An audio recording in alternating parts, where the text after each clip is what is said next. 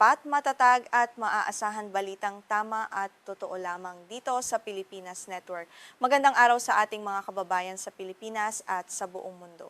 Huwag kalimutang pusuan ang video, sumubaybay at pindutin ang patingaw upang lagi kayong updated sa balita. Simulan na natin.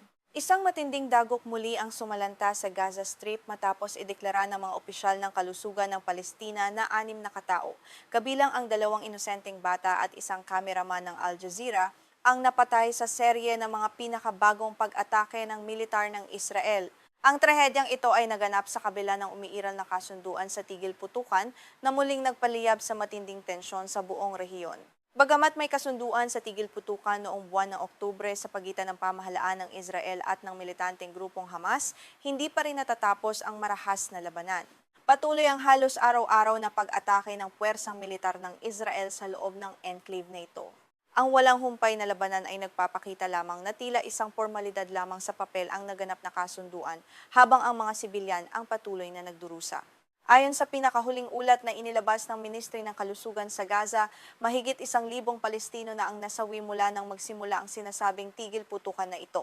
Ang bilangan na ito ay patuloy na umaakyat araw-araw na nagpapahiwatig ng lumalalang krisis sa makataong aspeto ng rehiyon. Ang komunidad ng internasyonal ay patuloy na nagmamasid at nagpapahayag ng labis na pagkabahala sa walang katapusang siklo ng karahasan dito. Naganap ang unang nakakamatay na pag-atake nitong nakaraang Sabado, bandang 2:00 ng madaling araw, kung saan direktang tinamaan ang isang apartment sa lungsod ng Gaza. Ayon sa mga ulat ng pamahalaan, natutulog pa ang karamihan sa mga residente nang biglang yumanig ang isang napakalakas na pagsabog. Agad na naging abo ang tahanan na nagkanlong sa mga pamilyang walang kamalay-malay sa nagbabadyang panganib sa kalagitnaan ng gabi. Sa mismong pinangyarihan ng pagsabog, nakuna ng isang reporter mula sa Associated Press ang nakapanlulumong eksena ng pagkawasak sa buong paligid. Makikita ang mga naglalakihang tipak ng semento at mga guho ng gusali na nabahira ng sariwang dugo ng mga biktima. Ang bawat sulok ng nawasak na apartment ay nagkukuwento ng matinding takot at bigla ang pagkawasak na sinapit ng mga residenteng hindi man lamang nakalikas o nakapagtago. Kabilang sa mga nasawi sa unang pag-atake ang magkapatid na babae na sina Zina, 4 na taong gulang, at Lana, 14 na taong gulang. Ang kanilang mga walang buhay na katawan ay agad na dinala sa morgue ng Shifa Hospital, kung saan nakalagay ang mga ito sa mga puting hospital bag. Napapaligiran sila ng kanilang mga naghihinagpis na kamag-anak na hindi matanggap ang napakaagang pagpanaw ng 2 kawawang bata na ito. Kabilang sa mga sugatan sa pagsabog ang kanilang pinsan na si Muhammad Safadi na may sugat sa kanyang noo dahil sa mga tumalsik na labi ng gusali. Sa kanyang pahayag, sinabi niyang nasa loob lamang siya ng bahay nang biglang bumagsak ang raket ng walang anumang babala mula sa militar ng Israel. Nasugatan din ang kanyang asawa sa naturang pagsabog at hanggang ngayon ay hindi pa rin sila makapaniwala sa bilis ng trahedya. Sa gitna ng matinding pagdadalamhati, nagpahayag ng galit at pagdududa si Safadi tungkol sa sinasabing tigil putukan ng 2 panig. Tinanong niya kung ito ba talaga ang tinatawag nilang kapayapaan habang patuloy silang pinapaputukan ng mga bomba sa kanilang tahanan. Binigyang diin niya na sila ay mga ordinaryong sibilyan lamang at kailanman ay hindi humawak ng armas, kaya't walang dahilan upang maging target ng karahasan. Hininga naman ng reaksyon ang militar ng Israel hinggil sa madugong insidenteng ito na kumitil sa buhay ng 2 bata sa apartment sa Gaza. Sa isang maikling pahayag, sinabi ng mga opisyal ng Israeli Defense Forces na kasalukuyan na nilang iniimbestigahan ang mga detalye ng nasabing pag-atake. Gayunpaman, walang ibinigay na karagdagang impormasyon o paumanhin ang militar sa naganap na malaking pinsala sa mga sibilyan. Hindi pa natatapos ang araw, 3 magkahiwalay na pag-atake muli ang isinagawa ng Israel nitong Sabado ng gabi na nagbunga ng pagkamatay ng 4 pang individual at pagkasugat ng hindi bababa sa 12 iba pa. Ang mga sunod-sunod na pambobombang ito ay nagdulot ng panibagong takot at kalituhan sa iba't ibang bahagi ng Gaza, habang ang mga lokal na ospital ay muling napuno ng mga sugat-sugatan at dugo ang biktima. Ang unang pag-atake sa gabi ay tumama sa isang bahay sa Bureij Refugee Camp sa gitnang Gaza nang walang anumang babala.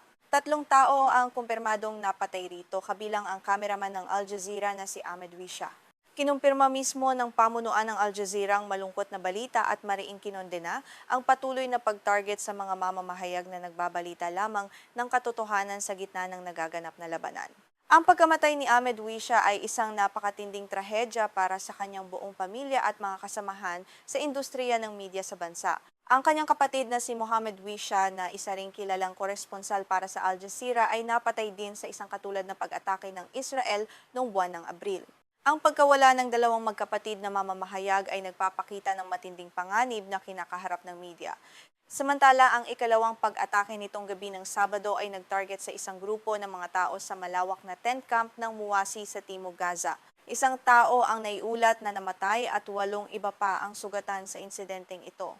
Ang mga biktima ay agad na dinala sa Nasser Hospital. Ang Muwasi ay una nang idineklara bilang ligtas na humanitarian zone, ngunit hindi ito naging hadlang sa pagpapatuloy ng mga pag-atake rito. Ang ikatlong pag-atake naman ay naganap muli sa lungsod ng Gaza, kung saan tinarget ang isa pang grupo ng mga residente doon. Ayon sa pamunuan ng Shifa Hospital, hindi bababa sa 4 na katao ang nagtamo ng malulubhang sugat dahil sa pagsabog. Ang sunod-sunod na pag-ataking ito sa loob lamang ng isang araw ay nagpapakita ng malawakang opensiba ng Israel na sumasakop mula sa hilaga hanggang sa timog na bahagi ng buong teritoryo. Sa isang opisyal na pahayag, kinumpirma ng militar ng Israel na kanilang pinatay ang kameraman ng Al Jazeera na si Ahmed Wisha sa pamamagitan ng tinatawag nilang isang tumpak na pag-atake. Iginiit ng Israel na si Wisha ay hindi lamang isang mamamahayag, kundi aktibong miyembro din ng militar na pakpak ng Hamas na nagdudulot ng direktang banta sa kanilang mga tropa na kasalukuyang nagpapatakbo sa loob ng buong rehiyon. Patuloy na ipinagtatanggol ng pamahalaan at militar ng Israel ang kanilang mga aksyon sa Gaza. Ayon sa kanila, ang taming target ng kanilang mga operasyon ay ang mga miyembro ng Hamas at iba pang mga militanteng grupo na nagpapakita ng banta sa seguridad ng kanilang bansa. Binigyang diin nila na ginagawa nila ang lahat upang maiwasan ang pinsala sa mga sibilyan, bagamat iba ang ipinapakita ng mga ulat sa mismong lapangan. Sa panig naman ng Israel, iniulat ng kanilang pamahalaan na 5 sundalong Israeli na ang napatay mula nang magsimula ang kasunduan sa tigil putukan noong nakaraang Oktubre.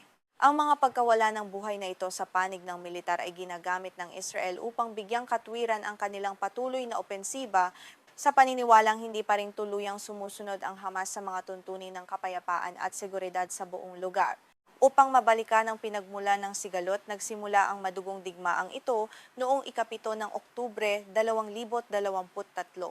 Noong araw na iyon, nilusob ng mga militanteng pinamumunuan ng Hamas ang Timog Israel na nagbunga ng pagkamatay ng 1,200 katao at pagbihag sa 251 bihag.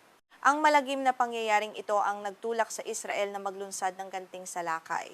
Mula na magsimula ang ganteng salakay ng Israel, umabot na sa 73,018 ang biling ng mga Palestinong napatay sa Gaza, kabilang ang mga nasawi pagkatapos ng tigil putukan. Ayon sa Ministry ng Kalusugan ng Gaza, bagamat hindi nila inihihiwalay ang bilangan ng mga sibilyan sa mga militante, tinatayang kalahati ng mga biktima ay binubuo ng mga kababaihan at mga inosenteng bata sa buong rehiyon na ito. Ang mga datos na inilalabas ng Ministry ng Kalusugan ng Gaza ay itinuturing na maaasahan ng mga ahensya ng United Nations at iba pang independenteng eksperto. Sa pagtatapos ng ulat na ito, nananatiling malabo ang pag-asa para sa isang tunay na kapayapaan sa Gaza.